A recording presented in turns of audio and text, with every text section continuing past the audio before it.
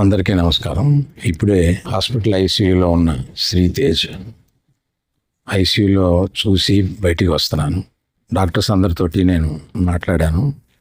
అబ్బాయి రోజు రోజుకి రికవర్ అవుతున్నారు. లాస్ట్ 14 డేస్లోను, పర్టికులర్ లాస్ట్ 10 డేస్లో రికవరీ కనపడుతుంది.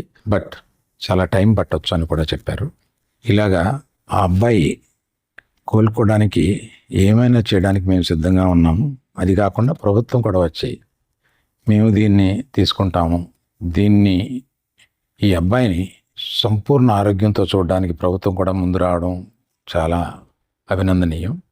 చాలామంది అభిమానులు కానీ, బంధువులు కానీ, మిత్రులు కానీ అల్లు అర్జున్ ఎందుకు హాస్పిటల్కి వెళ్ళలేదు అని అడుగుతున్నారు. దానికి కారణం చెప్తాను. స్టాంపేడ్ జరిగిన రోజు మరుసటి రోజు మార్నింగే అల్లు అర్జున్ వద్దామని అనుకుంటే హాస్పిటల్ అధికారులు నిన్నే కదా జరిగింది, ఇవాళ ఈ హాస్పిటల్కి వచ్చి ఇక్కడ ఇంకొక ఇన్సిడెంట్ని ఎందుకు అవాయిడ్ చేయమని చెప్పి అడిగారు. కరెక్టే కదా అనిపించింది. రాలేకపోయారు. ఆ రోజునే కేసు పడింది. ఆ కేసులో పడిన తర్వాత మన legal team headed by Niranjan గారు strongly advised Bunny should not go to the hospital at all or meet the parents ఇట్లా అని చెప్పి గట్టిగా చెప్పారు. ఆ తర్వాత మేము రావడానికి అనేక నిబంధనలు, మళ్ళీ నేను ప్రభుత్వాన్ని పర్మిషన్ అడిగాను. నేనన్నా కనీసం వెళ్ళి చూస్తే బాగుంటుంది అని.